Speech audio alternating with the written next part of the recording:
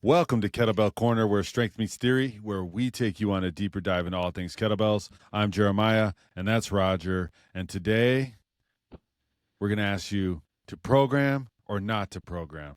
That is the question. Shakespeare, Roger. You ever heard of this guy? What plays that from? I believe that's from Hamlet. So, Was I interesting correct? thing about this quote. You are correct. He did kettlebells, but yeah, tell me the interesting thing. The if we're getting really symbolic here. So, someone with a literature degree Yeah. knows that when people do Likes to do high tea. this, yeah, pinkies out. To do this or to do that, as people like to use that Hamlet quote to set up, it's kind of ridiculous. Hamlet is contemplating suicide. Yeah, I Do I know. want to exist because life is so shitty and hard? But we're comparing it to whatever, Well, yeah, we're any comparing it to random working thing. out or not. So, if I'm going to take this question seriously, to program or not to program in a literary sense, I'm probably going to recommend poking out your eyes with some sort of burning metal rod because Well, you've distorted a great work of literature with your silly comparison. But if it doesn't matter, then I just kind of shrug it off. I'm like, all right, he's all just right. being cute. Well, if yes, I like to spring that cuteness on you. And if you were going to harm me, let's just Yes. keep it on brand and bludgeon me with a kettlebell or a mace or something. Okay. Fair enough. All right. The nature of the decision is context. Whether or not I get angry at your My your comparison or not is context. Are we talking about, are we in a book club? no, Or it's a kettlebell club. so it doesn't matter. All right. And programming's kind of the same way. Sometimes it matters, sometimes it doesn't. It's really all about context. And sometimes you're going to kill yourself doing it. Mm, Well, hopefully not. Hopefully not. Get a doctor's approval. But do we even need to use programs, Roger? Does everybody need to use programs? Let's just No. answer that simple. Okay. Because, it's just a bunch of hogwash, or when is it time to use a program? Well, those are is it Two. all a bunch of hogwash? No. Is a lot of it a bunch of hogwash? Yes. And take note though, and maybe there's some comfort in this, even bad programs usually do some good. Usually. They at least have some elements where we'll talk about this a little bit later. They at least have some elements where they're looking for you to get better. So even a bad program generally gets you some results. But programming, as we were talking about offline, I think is problem solving. And if Yeah. you don't have a problem, then you don't need a solution. The reality is, especially with kettlebells, you can learn for probably a solid year and a half, just learning skills, getting better at skills. And that learning in and of itself is sufficient to continually progress you.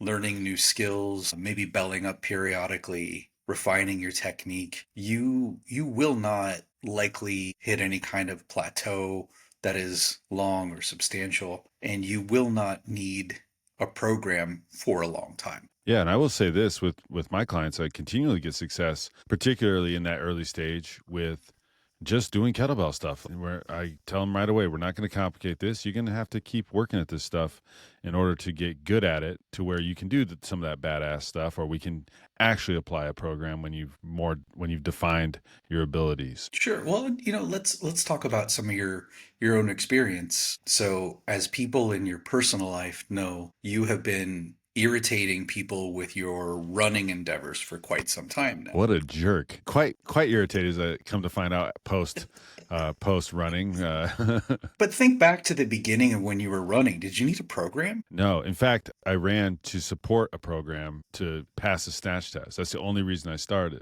Sure. So Yeah. you don't really need much in the beginning. You're just learning on you maybe you're learning some technique, or you're learning very, very basic stuff.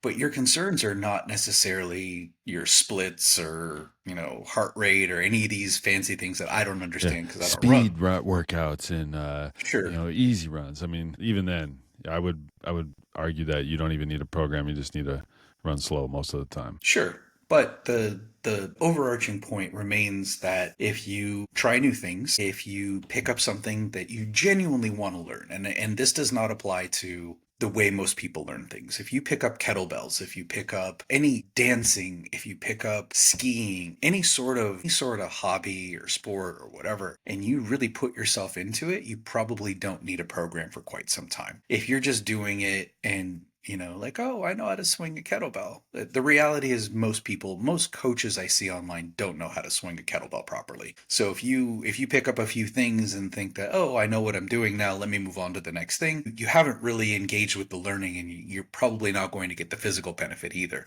if you're just hopping around. But if you're willing to learn, pick up a new thing and learn deeply, you're going to get a lot of physical benefit out of that. You're not likely to need a program. So do what you like. And the reality is most people don't need to change all that much. Some people do, but life has a habit of offering a deload. Like if I don't want to think about it, I'll just use this program and that'll save me type of deload. Or Well, the deloads tend to be, hey, my kid is sick and I didn't get to work out today, and then I got what this little creature gave me, and then I got sick too, and then all of a sudden, you're down for 2 weeks and you don't even, you haven't even really blinked yet. I'm going out of town. My in-laws are here. Whatever. Life so life has a deload is habit code. Life has a habit of saying, hey, well, I mean, a deload in a program is an opportunity for you to kind of back off. So you have a period of, more intense activity, and then you back off for a little bit and get a little recovery before you move to the next thing. Yeah, like in said running journey, the taper before the marathon was by far the most glorious time of my life. There was not a lot of running, still got to eat all the food, and Sure. I knew it was coming to an end. Sure. But a lot of these life for, regular people tends to do that. It tends to throw a project or whatever in our way. So, a new trainer was asking me like, oh, when do your clients deload? It's like, my clients don't deload. Some of them do. Like if my Yeah. more advanced people, but that's rare. We're looking at, 10% of the people I've ever really worked with who need that sort of thing. Everyone else is like, I don't know. He hasn't been here for a month. I guess he's deloading. Sure.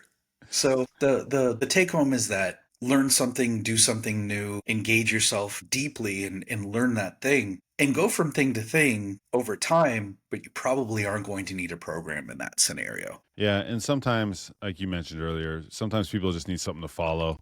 And if that's the case, then yeah, as you stated, you're probably going to get some kind of results, even from a bad program, even if you loosely followed a program well enough to say you showed up and didn't have these extended deload periods or excuses, whatever you want to call them.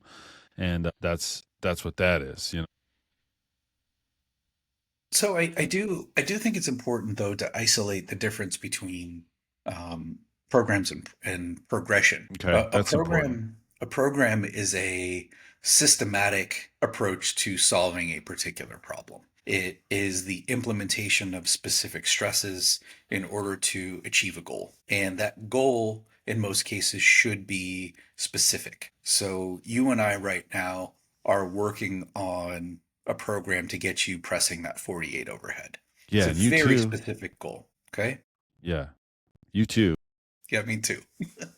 So it's a very specific goal, and it's going to involve, several weeks, different periods, and there is going to be a bit of a deload after Yeah. a couple of these blocks, and before you actually make your attempt, you're going to have, a little bit of a taper. We'll see when the program's done, but the point is that this is going to be a very specific thing, and if you don't have this specific goal, you don't necessarily need that. However, you can't expect to do the same thing over and over and over again, time after time. And you should be able to know how to progress your workout program, or your workouts rather, whatever your fitness is. You should be able to progress without needing to worry about that. So, what are some of the ways that jump out to you? What are some of the easy things you can do to get better? As far as like progression, well, first Yeah, of all, you can get a heavier bell if you're ready for it. You can do more reps. You can take sure. less rest. I mean, there's Well, the let's so very let, the let, let's go through those though. Let's go okay. through those. All right, let's So go through it. we want this to be actionable. We want people to be able to go and evaluate what it is they're doing. So the first one you talked about is getting a heavier bell. So Yeah. adding more load. Yeah. If you add more load, then your body, your nervous system, your tissues need to respond to that load. You need to get stronger, and you need to create an alarm response. You need to create, whoa, this is a sufficiently loud signal that is being sent enough times, or for a long enough time, where I need my body to physically accommodate to this new stress. I'm adding a heavier bell. How do you, let's stick within kettlebell training because again, we Okay. want this to be actionable and this is really what we're talking about here. How do you know when it's time to use a heavier bell? Generally, I'll go off of basically the rating of perceived exertion factors in. Is this easy for me? If I'm able to do like 3 ladders of 5, that's usually a good indication that, hey, this is in one session, not just overall in one session where obviously I'm not needing the amount of rest that's required to get to the next thing. So it's not taking 2 hours. It's, within my 45 minutes, I'm getting through 3 ladders. This is probably time to move on up. And that's a basic area where I will start at to say like, hey, this is enough. And sometimes it's let me just try that. Okay, so that's your metric, and I think that's reasonable. You know, there's a particular amount of lifts that you're going to be able to achieve with the bell, and if you can achieve that and feel like you're not ready to die, then it may be time to get another bell. What we often see though, and is thoroughly overrepresented, is I lift something heavy. I lift it a couple times and I immediately go to the next thing. Or maybe I do one to five ladder. Like, oh, I'm ready to move on to the next bell. Like you just did this one time. Let the volume train you. Do this as a, repeated thing and feel good about doing it. Because just because you can do it doesn't mean it's easy. And when we look at training, when we look at things like intensity, we're really dealing with percentage of maximum. And if, to achieve this particular goal, to do, 3 1 to 5 ladders, that is going to represent a maximum effort if that's your goal. If that's one of the ways you're measuring this. So if you're completing 3 1 to 5 ladders and you can do it with, let's say you can do it with a 24 for the first time, but again, you feel like you're dripping sweat and it's super hard. You don't say, oh, hey, I won. Like that Yeah. represents your 100% effort, and keep doing that because the next time you do it, maybe it's only, 90%, 85 or whatever, but you have all of this other percent that you can still do this and still get results. So rather than saying, oh, looks like I need to go to a 28, no, you stick with the 24 for a little while, and then when this feat becomes more routine and it becomes easier, then you can add in some 28s, or you can do some separate sets of singles with the 28s and add that to your existing work so you can kind of start, mixing and matching. But a lot of people want to jump right into, the The next big 24. weight. Exactly. The 24 kilo for 3 ladders represents 100%, and immediately you're going to ignore all the work you've done and you're going to go to the next jump, but you're missing out on a really important concept, which is minimum effective dose. I want to do as little as I possibly can to make the changes that I want. It keeps me safer and it means that I have to change less frequently. Yeah. So I like that. It's not just hitting 90 presses in a session, which is a lot, by the way, which is how much 3 ladders is.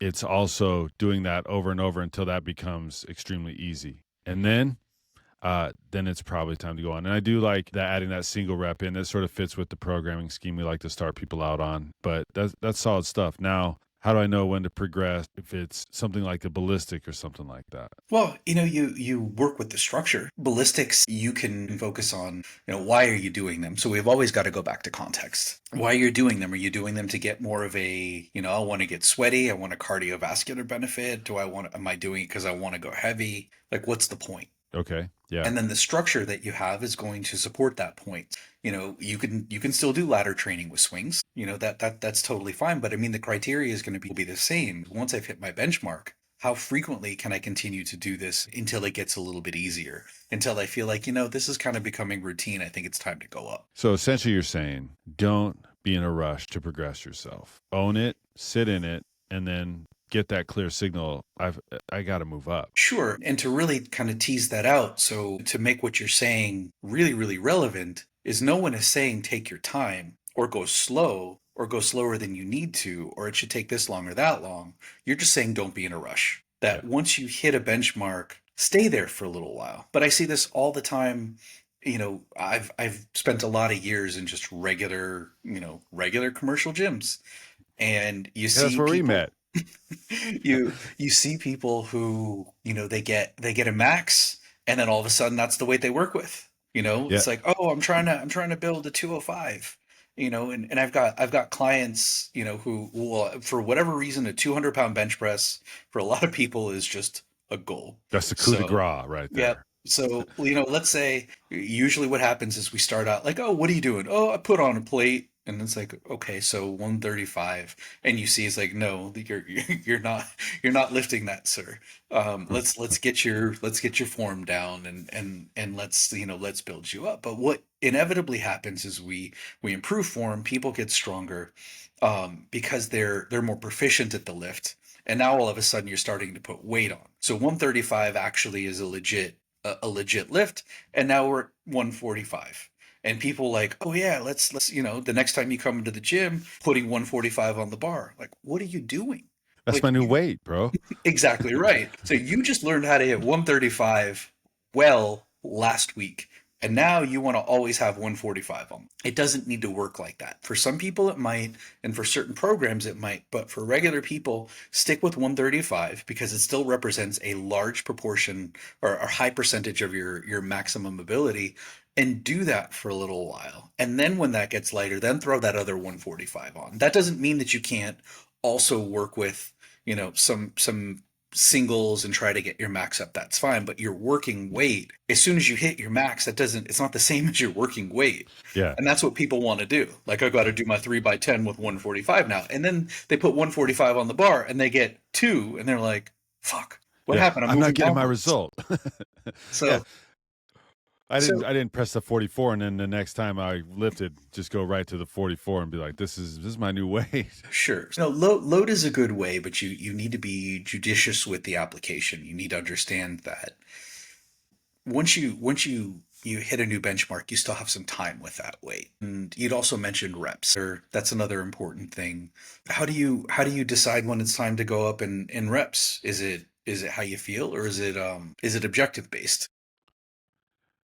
It would definitely be as an objective, like, what's your objective based? Sure, Or yeah, sure. Like, what are you trying to do? yeah, it's primarily based on that. If we're building strength, it's going to be in those 1 to 5 rep ranges. If we're looking to get bigger muscles, then we go to the higher rep ranges. And sometimes, honestly, sometimes it is how I feel. Am I feeling good? Maybe I can bust out 12. If I'm not feeling good, maybe one's enough to show up for. That's typically the parameters. I'll kind of keep it in. If there's more, I'd love to hear. If that's solid, or how can we expand on that? Well, again, we're looking at progression. We're not looking at programming right now. From a programming standpoint, Yeah, I'm going there to you do what go. I want when I show Yeah, up. That works sometimes, but not really all that well for a program, yeah. because this should be relatively well thought out. I think it's important to have a few ranges in mind when you're going into your lifts. Yeah. The thing with kettlebells, which is a little deceiving, especially with the grind lifts, they don't go, because ladders are so prevalent, you don't go above 5 all that often. But what you need to remember is you're doing multiple rungs of a ladder, Yeah, and it's it adds intentionally up. designed to, yes, to add up and to not make you sore and break you down. But that doesn't mean you can't go into other ranges. And there's nothing wrong with, if you want to get you work on muscular endurance, or if you want to get a little bit more size, there's nothing wrong with doing 6 to 12. There's nothing wrong with doing straight sets. You're not doing a ladder anymore, and that's fine. But having an objective in mind in terms of, what do I want my body to do?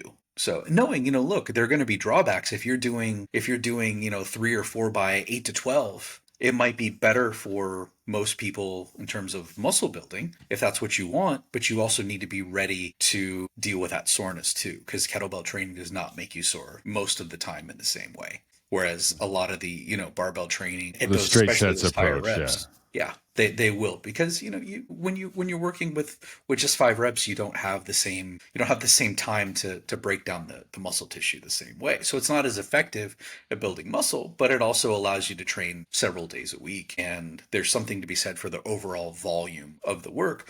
That being said, kettlebells are great for all around fitness, but if you want to get the strongest, I'm not going to recommend that your main tool be kettlebells. If you want to get the biggest, I'm not going to recommend that your main tool be kettlebells. So, yeah. we want to work within the limitations of the modality. We want to recognize what this is good for and what it's not good for. But, if you're, let's say, I know a lot of people who love using kettlebells for jujitsu, that you're going to need full range, you're going to need some flexibility, and a lot of the time they really enjoy um, training at both ends of a spectrum. Let me do low reps and high intensity because I need to be able to do these really quick surprise moves versus, let me kind of cook, go low and slow and build up some tissue tolerance. So you can work at either end and you can say, okay, well, I did this, now I'm going to do that. So let me play with a different rep range and see what happens with how my body responds. That makes sense. That makes sense. So for general fitness, not needing the program,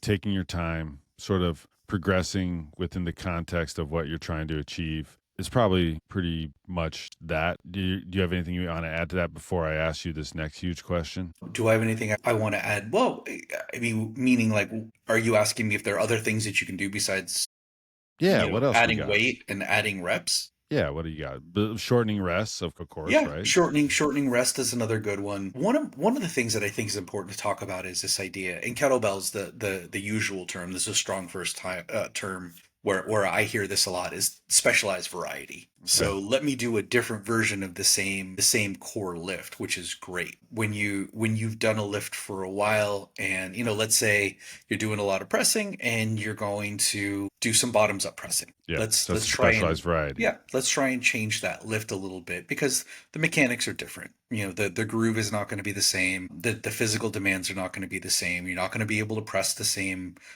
mass. You're going to have to lower it. Rep ranges will be different, but you're still getting a press. Yeah. So, that's important. But one of the things, and this is a hallmark of bad programming and often new trainers. If you're out there and you bought a program and every workout every week is different, then you have purchased a bad program. But it keeps me from getting bored, coach. Yeah, then you don't need a program. Go learn new things. Yeah. Yeah, exactly. It's this whole muscle confusion. Like, it's nonsense. You need to do the same things. If you have an objective, then you need to do the things that are going to meet that objective. And you're not going to get, people who are truly good at this stuff. Their workouts look remarkably similar. That, maybe some of their core lifts are always going to be very similar. Every now and then you change some of your accessory stuff, or you do this movement or that because you have a particular problem that you need to solve. But in general, your workouts are going to look the same. So that's not what I'm talking about. I'm not talking about changing it up every workout. I'm saying every now and then, you know, uh, going from singles to doubles, Yeah. or changing the way you hold the bell. Yeah. And or even as a more recent example, instead of doing double cleans, you do strongman bent presses and heavy get-ups as part Sure, of a particular program. sure. Something like that. You could use a barbell instead of a kettlebell. There are a lot of things you can do. That's blasphemy on a kettlebell podcast. Rude. I'm gonna go buy a barbell today, as a matter of fact. But those are some of the big ones. Changing load, changing rest, changing the total volume. You can change exercise order. There are a lot of things you can do to switch it up a little bit, and then changing the exercises slightly. So you said you had a big question. What was your big question? I don't know if it's that big anymore. You might have covered it. How do we know um, that we're getting a good program? How do we evaluate potential programs we want to take? Well, that's one. If you get a program and it's different, every workout is different, then is there value in it? Sure, and that some of the work is done for you. Someone has told you what to do. As long as there's some sort of progression built into the program, then yeah, you're probably going to get something out of it. So I won't say you've completely wasted your money, but if you're looking for if your problem is you need to comb your hair and I give That's you a fork as opposed to a comb, it it'll will work. solve the problem, but is it a good solution to the problem? And I would argue no. Now, clearly I'm not the expert. Well, I was gonna say, did you use a fork?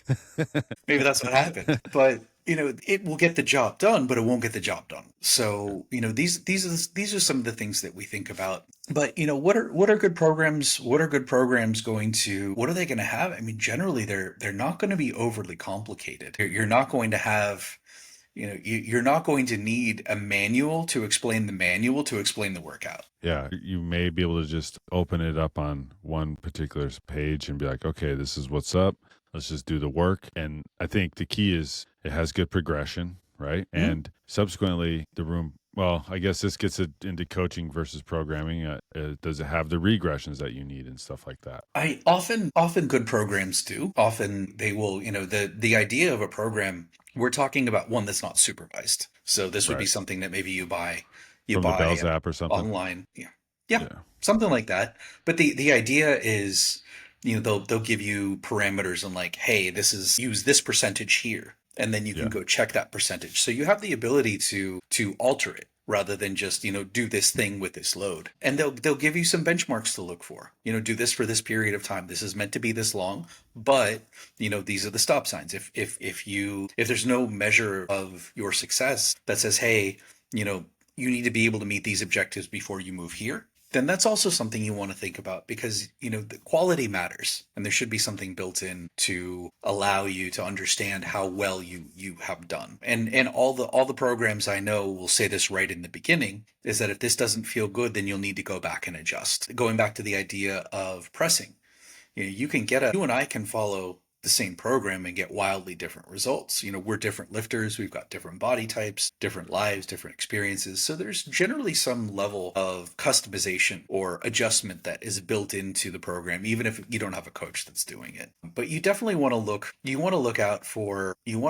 for different exercises every time. Exercise order actually is a really, really big giveaway. You should do your hardest or your biggest thing first, as a rule. And I'm not talking about a warm up. The warm up is separate, but just getting that thing that's going to demand the most from your nervous system and your attention, or maybe it's your weakest skill level, so you can actually perform it without being under additional duress from the whole Sure, workout sure. for that And day. and if nothing is necessarily, more neurologically demanding than something else, then you can just go based on muscle size. But Yeah. if you're doing a workout and there's not a good reason for me to be doing, um, let's say small muscle work before I do, let's say, legs, then that's kind of a clue, like, oh, this is a bit of an issue. You see that, and this does get specifically into kettlebell training. If you've got a program that has some heavy work after a complex, for example,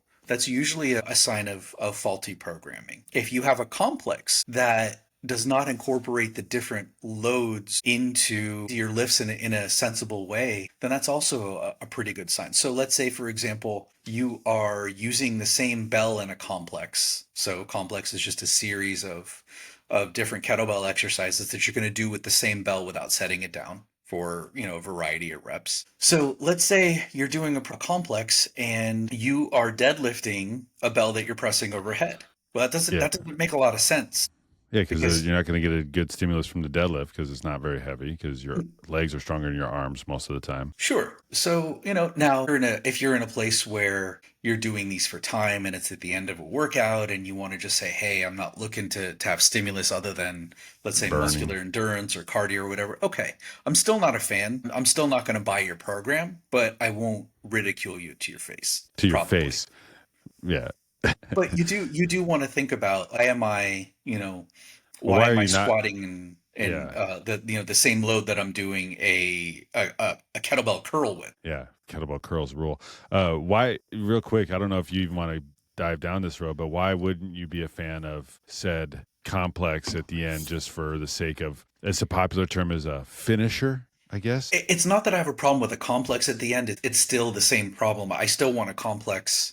I still want a complex that is going to challenge all of my muscle groups equally. Okay. Yeah. So you're, That's what I'm saying. okay. So you're saying the deadlift isn't going to challenge as much as the press. So it's sort of a silly complex to even do. You'd be better off doing maybe a swing or something like Sure. that. I'm not a fan of kettlebell deadlifts, period. Yeah. They Unless they you're like have brand new and you need Sure. to They build some they're tissue they're tolerance. they're a great teaching tool. We can get into the single leg kettlebell deadlift. That can be really effective for a variety of things. They're good for building up tissue tolerance and learning the movements. But generally speaking, the argument against swings, which is usually erroneous, is that kettlebells are not heavy enough to challenge you. Well, the problem is, once the bell starts moving, it gets significantly heavier. But, for someone like you, grabbing two 40-kilo bells is not going to give you a sufficient challenge to do a deadlift. It just isn't. You're too big and No. you're too strong. So that might be perfectly fine for somebody else, but then if deadlifting a pair of 16s is challenging for this lifter, then it's going to be too heavy for them to press overhead. Yeah. Okay. I So like that. That's what we're talking about, is that, when you're build intelligent complexes. I'm also not a big fan of throwing in a bunch of mobility work in just to do it. So like the swing into the windmill, into the deadlift, into the, Yeah, in get between up. the legs, and Yeah. blah blah blah blah. It's just for the sake of doing it. And that Sure. goes into, and that sort of falls into the previous evaluation of sort of, is it changing every time? Are we just doing things to do things, or, can we just get down to business and achieve the goal that you set out for when you purchased the program? And so, when you're looking at these sort of things, if you're somebody who's going to buy them, check those things out and be aware. For example, how we do our things, and I'm not saying that you need to go with us, you should, but you don't need to. But our programs are very well noted that they're a program. And then our groupings of kettlebell exercise workouts are called packs. I mean, they're just workouts that are cohesive and they're going to get you your general fitness. Sometimes they're focused on a particular skill, sometimes they're not, but at least there you're seeing difference, and you can make an educated guess at it. So it may be hard at first or intimidating if somebody's new to evaluate a program, but you can always send it to us. We'll evaluate it for you. Sure. We'll It's we'll not a do an problem. episode. Yeah, it's not a problem for us to take a look at anybody's whatever this or that program. So, is there anything else you got for programming right now, Roger? No, but there's one kind of fun thing that you and I chat about. And that's when you get programming from the influencer types. Oh yes, this is my when favorite. when you watch when you watch something online and you see someone recommend this crazy amount of volume, and this person is clearly not sweating or breathing heavily, you have somebody who has done this in maybe multiple videos or has only done one round of it, and For said it's video. sure, it's like, let's do let's do 10 swings, and let's do 5 presses, and let's do a bunch of 10, burpees and 10 rows, double and snatches. sure. And immediately, when you look at just the time it takes, this is another kind of a giveaway. Once you get above a minute of work, you have